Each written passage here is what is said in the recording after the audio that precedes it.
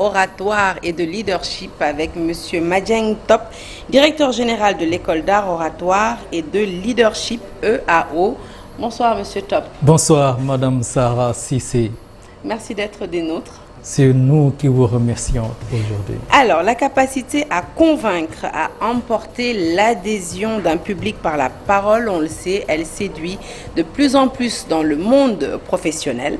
Et ce n'est pas pour rien qu'on utilise le mot art, parce qu'il faut tout un art, même si c'était adossé à certaines techniques, pour y arriver.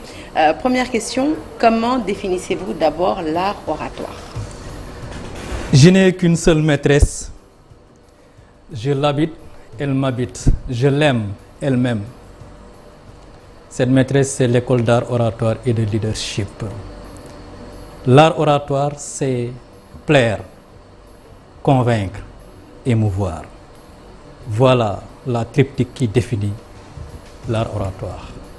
Et comment faire pour maîtriser cet art?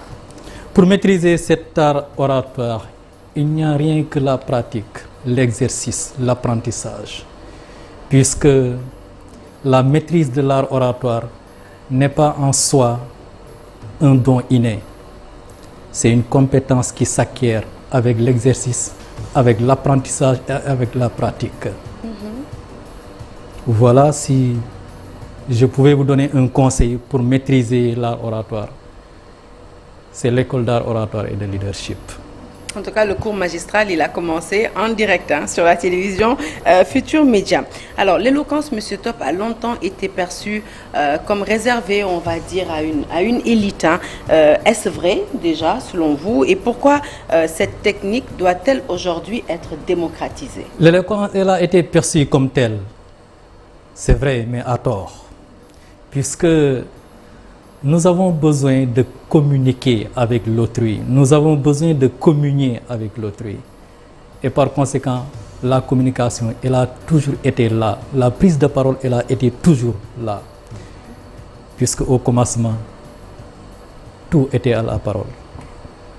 Alors, là, on voit en plus du ton que vous utilisez. Il y a également la posture, il y a aussi les gestes. Est-ce que c'est tout ça, l'art oratoire? La prise de parole, l'art oratoire de façon générale est un package. Dans ce package, nous pouvons y mettre la communication verbale, c'est la diction, l'expression, même si j'ai une diva qui est devant moi. L'art oratoire, c'est la communication paraverbale, la façon de dire les mots, la façon de les évacuer. L'art oratoire, c'est également la communication non verbale. Autrement dit, la posture, l'émotion au moment d'émettre les mots. Et tout ça, c'est pour davantage impliquer le public qui nous suit. Voilà ce que c'est la prise de parole en public. De façon générale, quand je vous parle de package, le package regroupe ces trois éléments. La communication verbale, paraverbale et non verbale. On le sait, il y a de nombreux professionnels qui aujourd'hui sont littéralement paralysés lorsqu'il s'agit de prendre la parole en public. Il est dit que l'art oratoire permet de mieux gérer le stress et d'avoir confiance en soi. Vous confirmez? Un grand savant disait, d'ailleurs, Dr Cheikh Omar Diallo, il l'a cité dans son livre que je remercie au passage. Ce grand savant disait, après la mort, la prise de parole en public est la plus grande peur des hommes. Et homme, il a mis H majuscule.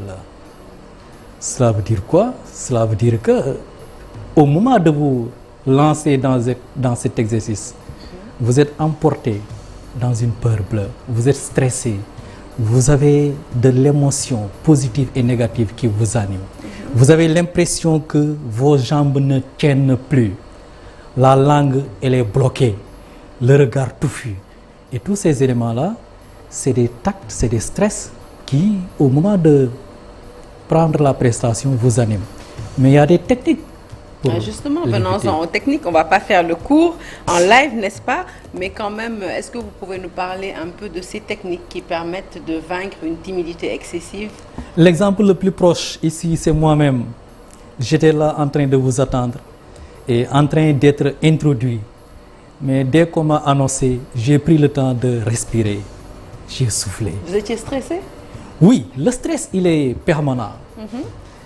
Prenez le plus grand champion du monde, le meilleur orateur au monde, au moment de se lancer dans cet exercice-là, il est stressé. C'est normal de ressentir du stress C'est avant la normal, prise de parole. c'est normal, mais il faut le gérer. C'est pourquoi on parle de gestion du stress. Et le moyen le plus immédiat, c'est respirer lentement et profondément. C'est également prendre quelques gorgées d'eau, si vous en avez à portée de main. Maîtriser l'art de bien parler, c'est bien, mais ce n'est pas tout. Il faut pouvoir convaincre. Alors, pour convaincre, il faut des arguments. Il faut posséder une culture générale. Est-ce qu'il vous arrive de demander à vos élèves de se cultiver davantage, de se ressourcer, d'aller acquérir des connaissances solides? Évidemment, Madame Cissé, Sarah, dans la prise de parole en public, il y a même des aspects qu'on appelle techniques argumentatives. Les techniques argumentatives font appel à votre culture générale, font appel à votre connaissance du domaine ou bien du sujet, font également appel à votre maîtrise de votre sujet. Ces éléments-là font partie des 10 règles d'or dans la prise de parole, puisque l'ensemble de ces techniques-là dont vous parlez sont répertoriées dans un ensemble qu'on appelle les 10 règles d'or de la prise de parole en public.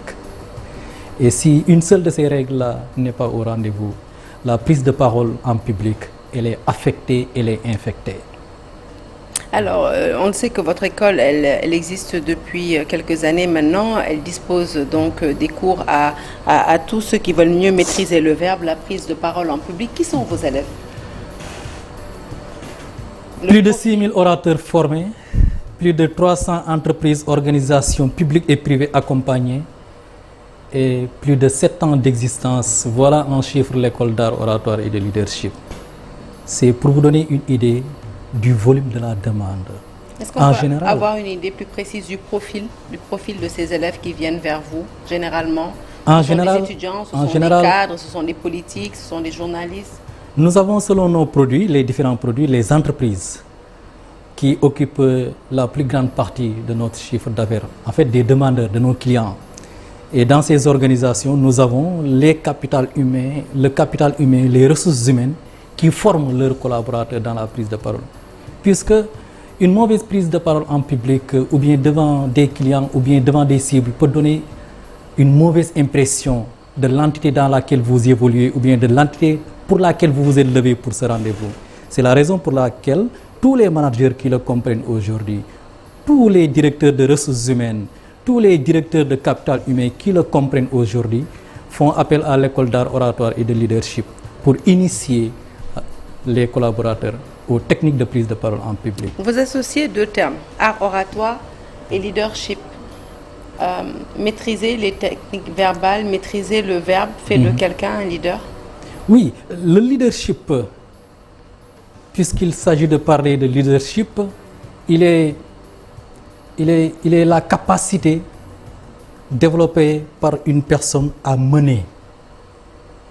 Parce que dans le leadership, vous pouvez mettre à côté le manager, vous pouvez mettre à côté le chef. Le chef, il commande, c'est un commandeur. Le leader, il mène, c'est un meneur.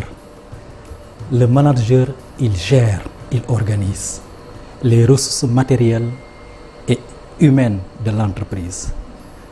Maintenant, il ne peut pas y avoir en vous un leadership sans une maîtrise de la prise de parole en public, ou bien de la communication, ou bien de l'art oratoire de façon générale.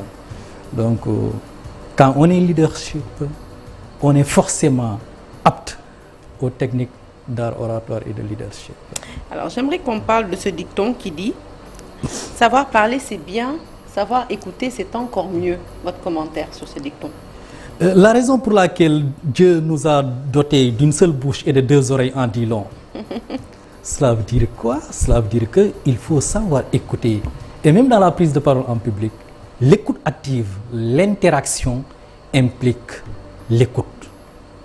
La qualité de l'écoute joue sur votre capacité ou bien votre aptitude à prendre la parole en public. Et à argumenter. Puisque c'est en écoutant l'autre que vous allez avoir une idée de la tendance avec laquelle on vous écoute et on vous suit. Et à partir de ce moment-là, si c'est OK, vous pouvez vous aligner. Si ce n'est pas OK, vous pouvez, dans votre prise de parole, opérer les corrections nécessaires. Et tout ça, c'est des techniques de l'art oratoire. En tout cas, aujourd'hui, vous avez fait, en plus d'être le directeur général, le directeur commercial, le directeur marketing, vous avez bien vendu l'école. Comment on fait pour intégrer l'école d'art oratoire? Pour intégrer l'école d'art oratoire, c'est juste le site, juste un petit message, juste un petit mail. Et nous avons à la disposition de la clientèle, à la disposition des demandeurs, un personnel compétent, qualifié, dévoué, qui aime ce qu'il fait. Et voilà, en un claquement de doigts, vous êtes servi. Et très bien servi d'ailleurs. Il faut aussi mettre la main à la poche. Est-ce que vos prix d'inscription sont à la portée de tous? Sont à la portée de tous.